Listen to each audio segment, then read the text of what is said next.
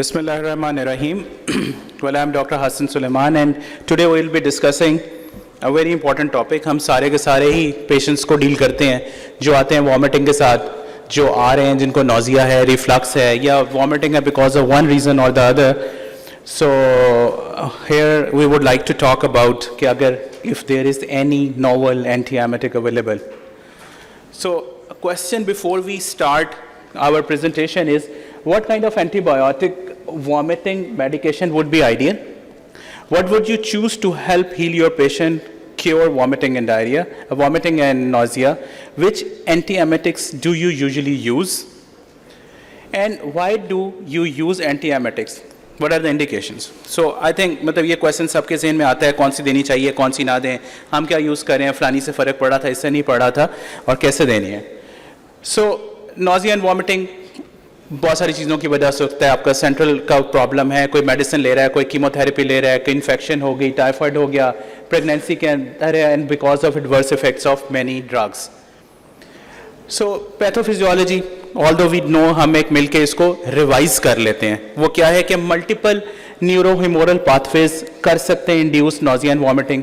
जो chemo receptor trigger zone है वो आपके फोर्थ वेंट्रिकल में पड़ा हुआ है और vomiting centre in the medulla oblongata है जो कि सारा का सारा इनपुट लेता है फ्रॉम द डिफरेंट न्यूक्लियाई जो कि थ्रू द केमिकल्स जो रिलीज होते हैं फ्रॉम डिफरेंट पार्ट वो वहाँ पहुँचते हैं जिस तरह हिस्टामिन है, डोपामिन है, सेरोटोनिन, एसिटिल कोलिन एंड न्यूरोकाइनिन इनके ऊपर अफेक्ट करते हैं, वॉमिटिंग हो जाती है. इन्हीं को अगर हम देखें अगर पैथोफिजियोलॉजी में इन्हीं को कहीं पे ब्लॉक कर दें तो आपकी वॉमिटिंग नॉजिया जो है वो बेहतर हो जाएगा. सो जो हमारी जितनी भी टॉक है या मेडिसिन की बात करेंगे वो कहीं ना कहीं इसके अराउंड होंगी. With the exception of neurokinin cannabinoids modulate the activity of these neurotransmitter to influence the emetic response. इस टॉक के बाद एक क्वेश्चन करूंगा सबसे, वो ये है कि जितनी भी हम ड्रग्स डिस्कस करेंगे उसके अंदर एक ड्रग के ऊपर बहुत सारे लोगों ने बहुत सारे मुल्कों ने PhD का प्रोग्राम शुरू किया हुआ और फ्री ऑफ कॉस्ट भी करवा रहे हैं. वो मुझे कोई बताएगा तो हम उसको इनाम भी देंगे. सो कॉजेज़ की बात वो जिस तरह मैंने कि देयर आर वेरियस रीज़न, चाहे वो स्टमक है, चाहे वो एंजाइटी है, रेज्ड इंट्राक्रेनियल प्रेशर है, कोई वेस्टिबुलर न्यूराइटिस है, ये सारे के सारे through different pathways cerebral cortex है थ्रू गाबा या H1 या पेरिफेरल रिसेप्टर्स हैं जिसमें सेरोटोनिन 5-HT3-4 हैं या chemo receptor trigger zone affect हुआ या वेस्टिबुलर आउटपुट है, they all centre to go to vomiting centre in the medulla और वहाँ पे डिफरेंट रिसेप्टर्स पे एक्ट करते हैं जहाँ पे फिर आप नॉजिया एंड वॉमिटिंग होता है, रिट्रोग्रेड प्रोपल्शन होती है, फूड की वॉमिटिंग करते हो, you feel better with it और इन्हीं जगहों को टारगेट करना है. सो डज एनीबडी नो कि कितनी क्लासेस हैं वॉमिटिंग एंटीएमेटिक्स की? किसी को एनी गुड क्वेश्चन? कितनी क्लासेस हैं एंटीएमेटिक मेडिसिन की? नहीं? Okay. There are 8 classes of antiemetics जो कि हम यूज़ करते हैं या वर्ल्ड वाइड यूज़ हो रही हैं. उनमें से एक first one is dopamine antagonist जिसमें मेटोक्लोप्रामाइड, डोमपेरिडोन ये आपने नाम सुने हुए हैं. इसी में आपके ये जो ब्यूटारोफिनोन्स हैं, हैलोपेरिडोल जो यूज़ होती है कई दफ़ा आपकी एबनॉर्मल मूवमेंट्स के लिए, ये ब्लॉक करती हैं टाइप D2 रिसेप्टर्स. इसी तरह डोपामिन पेरिफेरल को भी करती है, सेंट्रल को भी करती है. और कहाँ यूज़ हो रही हैं? ये यूज़ हो रही हैं पैलिएटिव केयर में और एवरीबडी यूजेस देम. और सेरोटोनिन एंटेगोनिस्ट ऑन्डेंस्टेरॉन है और दूसरा इससे जो नया सॉल्ट आया वो अभी पाकिस्तान में अवेलेबल नहीं है, दैट इज़ पेलोऑनेस्टेरॉन. ये 5-HT3 रिसेप्टर को in the chemo receptor trigger zone and GI tract में ब्लॉक करता है. Chemotherapy induced and various other reasons की वजह से जो वॉमिटिंग होती है उसको sometimes single dose suffice of ondansetron. So इसके अलावा है neurokinin antagonist. As far as I know कि ये जो एपरी पेटेंट है this is available and is marketed by one of the local companies in the market और ये block करते हैं neurokinin type 1 receptor in the central in the peripheral zone and chemo receptor जो chemotherapy induce vomiting है उसके अंदर ये काफ़ी इफेक्टिव है. इसके अलावा जो हमारी चौथी क्लास है वो है एंटीहिस्टामिन जिसमें साइक्लोजिन फेनोरामिन है. ये आपके जो है ना H1 रिसेप्टर्स को ब्लॉक करते हैं. They can help non prescription medicine की तरह अवेलेबल है. हायोसिन है जो ब्लॉक करती है मिस्करानिक रिसेप्टर्स को in the vestibular nuclei vomiting centre and higher brain centres में. हायोसिन पैलिएटिव केयर में यूज़ होती है, ओरल अवेलेबल है, ओवर द काउंटर अवेलेबल है. Steroids are also type 4 classification में कहीं आते हैं और ये dexamethasone it can inhibit prostaglandin synthesis and सेफ्लिन रिलीज को रिलीज करती है। जब ये रिलीज हो जाएगा तो बाकी सारे के सारे पाथवेज ब्लॉक हो जाते हैं। कोई इसकी एज सच इंडिकेशन नहीं है, where you fail you can sometime use it in IV form. इसके अलावा लोराज़ेपैम है, it's an agonist action at GABA receptor, provides anxiolysis and जो anxiety related vomiting है या उसके अंदर इसके अंदर ये help कर सकती है। इसके अलावा है cannabinoids। cannabinoids जो हैं इसके ये यूज़ हो रहे हैं active cannabinoid CBI receptors in the central nervous system and peripheral nervous system to modulate release of neurotransmitter. It is right now not applicable especially in the kids, but worldwide they are being used और इसको use किया जा रहा है। सो treatment अगर हम करें, बात करते हैं और specific causes of nausea and vomiting की, तो number of antiemetics are available for the treatment of nausea and vomiting. So there however circumstances, जिस तरह कहते हैं one size does not fit all, तो हर जगह पे एक ही मेडिसिन नहीं चल सकती। गैस्ट्रोएंटराइटिस में वायरल है, बैक्टीरियल है, प्रोटोजोअल है, थेराप्यूटिक्स बहुत सारी ऑप्शन, डोपामीन कर सकते हैं, मेटोक्लोप्रामाइड कर सकते हैं। जो डूमपेरिडॉन है 12 साल की उम्र से कम में, वो एडवाइस उन्होंने ब्लैक बोर्ड वार्निंग की कि क्यूट इंटरवल प्रोलॉन्ग करिए तो वो इस्तेमाल ना करें। तो 12 साल से कम बच्चों में डोमेल, मोटेलियम, वट जो भी नाम से अवेलेबल है वो इस्तेमाल नहीं करना चाहिए। और vomiting with acute gastroenteritis is very challenging in children and until 2000 ये सारी चीज़ें यूज हो रही थी। अब इसका कॉन्ट्रोवर्शियल है because of the reports of adverse events including sedation and extra pyramidal reactions. फिर क्या करें? सो सेरोटोनिन एगोनिस्ट जो है it's a safer available option, जिसके डिफरेंट रूट्स हैं, ओरल है, आईवी है, IM है, और आप यूज़ कर सकते हो। और आपकी Canadian Paediatric Society as well as the Royal Children's Hospital Melbourne जो हैं, दे सारे के सारे इसको रिकमेंड कर रहे हैं। And these are the guidelines, वही है कि सिंगल वेट बेस्ड डोज भी इफेक्टिव है मोस्ट ऑफ द चिल्ड्रन में। और इनके अंदर आप वेइंग जो 8 to 15 है should receive 2 milligram, weighing 15 to 30 should receive 4 and more than that can receive 8 milligram an adult, or 0.15 milligram per kg is the dose जो कैलकुलेट करके आप दे सकते हैं। It is not recommended in children under 6 months or less than 8 kgs of weight। जो opioid induced vomiting है उसमें the role of anti emetics में systemic review ने दिखाया कि जो लो डोज ड्रोमपेरिडोल है वो यूज़ किया जा सकता है, and ondansetron was also find to be effective. ये जो बात लिखी हुई है कि metoclopramide is not superior to placebo, ये मैं एक छोटी सी स्टडी है वो अगर करता हूँ तो तब वहाँ से आपको समझ आ जाएगी what I mean by this sentence over here. Migraine associated vomiting है, सो उसमें मेटोक्लोप्रामाइड सदियों से यूज़ हो रही है, डोपामिन एंटागोनिस्ट, प्रोक्लोरपेराजीन या क्लोरप्रोमाजीन यूज़ हो रहे हैं, लेकिन data lacking in the efficacy of serotonin agonist, ये जो हम ऑन्डेंस्टिरोन की बात करें इन मिग्रेन। प्रेगनेंसी के अंदर lots of options are available, और उसके अंदर यूज़ ऑफ सेरोटोनिन अभी इस इंक्रीजिंगली बीइंग यूज, लेकिन limited depth on safety available है। और इसके जो increase risk of cardiac malformation बच्चों में नहीं देखे गए, लेकिन it is not recommended yet as a first line treatment in hyperemesis gravidarum. और वेस्टिबुलर डिसऑर्डर्स के अंदर antihistamine such as promethazine, anticholinergic hyoscine use किए जा सकते हैं।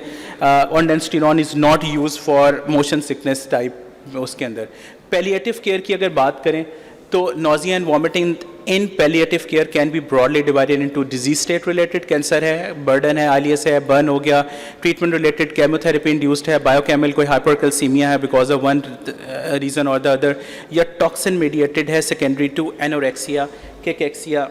उसके अंदर क्या करना चाहिए?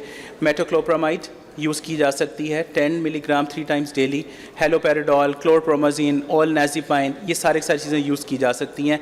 एडवर्स रिएक्शन इनके जो हैं वो सेडेशन एंड एंटीकोलिनर्जिक्स हैं with olanzapine and chlorpromazine, which may limit the use of these dopaminergic antagonist.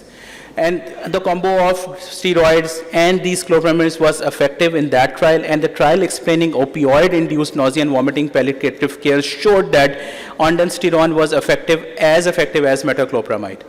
Anticholinergics हैं जैसे hyoscine are used in palliative care. Corticosteroids such as dexamethasone 4 to 8 milligram per day are effective in managing chemotherapy-induced nausea and vomiting, bowel obstruction and raised ICP. Chemotherapy induce के अंदर अगर आप देखें तो मतलब ऑन्डेंस्टिरोन का रोल जो है वो it's emerging and highly emetogenic chemotherapy जैसे सिस्प्लाटिन है will require a combination of serotonin antagonist, neurokinin antagonist and dexamethasone.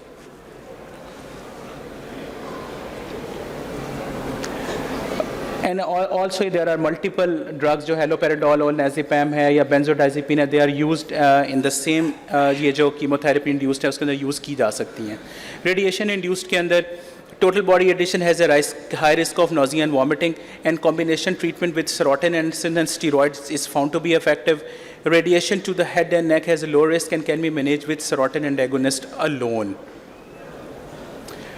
Systemic review जो था पोस्ट ऑपरेटिव केयर में देखा गया था कि फाउंड दैट सेरोटोनिन एंटागोनिस्ट जो ऑन्डेंस्टेरॉन है या डेक्सामेथासोन है या ड्रूपेरिडोल है were almost all effective for the treatment of post operative nausea and vomiting. A recent study demonstrated that benzodiazepines such as lorazepam may be beneficial at reducing post-operative nausea, vomiting and anxiety by alleviating anxiety. Adverse effect, you know, everything comes with a price, or some things just cost more than others. और QT prolongation है वो किन के साथ देखा गया, वो देखा गया है most of the time आपकी मेटोक्लोप्रामाइड के साथ या डोमपेरिडोन के साथ, ऑन्डेंस्टेरॉन के साथ भी प्रोलॉन्ग QT इंटरवल देखा गया IV डोज में, but no side effect has been seen with an oral administrative dose. Dopamine antagonist causes prolongation of QT interval. इसके अलावा जो बाकी हैं जिस तरह मेटोक्लोप्रामाइड है, क्लोरप्रोमाजीन है, प्रोक्लोरपेराजीन है, they are also associated with QT interval, although के बहुत मिनिमल साइड इफेक्ट्स हैं. डोमपेरिडोन जो है ये बच्चों में तो अब इफेक्ट 12 साल से पहले इजाज़त नहीं दे रहे देने की, and found no effect on QT interval for doses है 80 मिलीग्राम, लेकिन it's still not advise in kids. Extra pyramidal side जिसमें डिस्टोनिया है, एक्थीसिया है, पार्किंसनिज्म है, ये इन मेडिसिन के साथ देखे गए परसेंटेजेस लिखी हुई हैं 4 to 5, 25 to 75% with प्रोकेरामिज and metoclopramide के साथ.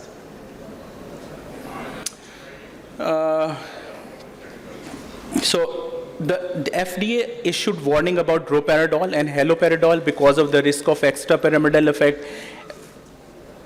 अच्छा जी, और ऑलनाज़ेपैम या हेलोपेरिडोल उनके साथ भी ये एक्स्ट्रापिरामिडल साइड इफेक्ट देखे गए.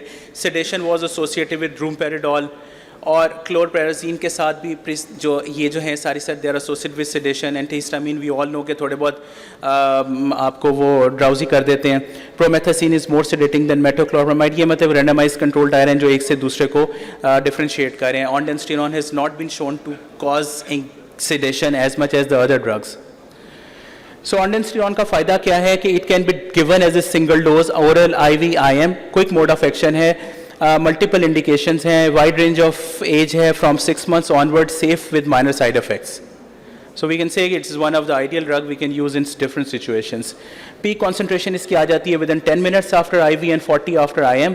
Positive reactions occur within 3 to 5 minutes with both routes, and all routes have the same elimination half life of 4 hours. और इसमें अगर देखें कि anti emetics in children with acute gastroenteritis एक मेटा एनालिसिस किया गया था जिसमें तकरीबन 3500 बच्चे थे, और उस स्टडी सिलेक्शन में अगर आप देखें कि आउटकम्स ये देखे गए थे कि caseation of vomiting, hospital prevention and reduce need for IV rehydration थी. तो उसके अंदर जो देखा गया था उसमें ये देखा गया कि अगर आप यहाँ से देखना शुरू करेंगे द बेस्ट इंटरवेंशन कौन सी थी, may be the best intervention better than placebo, may be better than placebo, similar to placebo, ये डिफरेंट इनकी कैटेगरीज दी गई थी. इनमें अगर आप ऊपर से देखना शुरू करें the best intervention cessation of vomiting में वॉज ऑन्डेंस्टेरॉन. हॉस्पिटलाइजेशन को कवर करने के लिए द बेस्ट कम करने के लिए best intervention was ondansetron. Intravenous rehydration में बेस्ट इंटरवेंशन वॉज ऑन्डेंस्टेरॉन. और साइड इफ़ेक्ट्स के लिहाज से बेस्ट जो थे मतलब मिनिमम साइड इफ़ेक्ट ऑन्डेंस्टेरॉन के थे.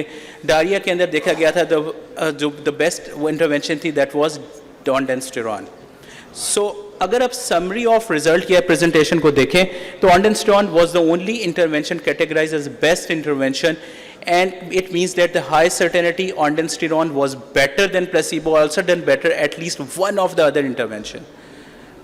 So it's considered the most effective and safest method.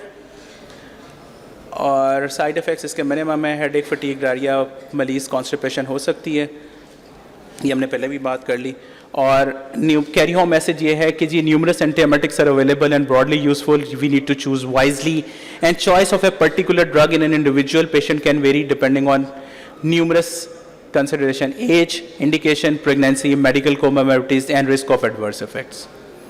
So thank you very much. If there are any questions,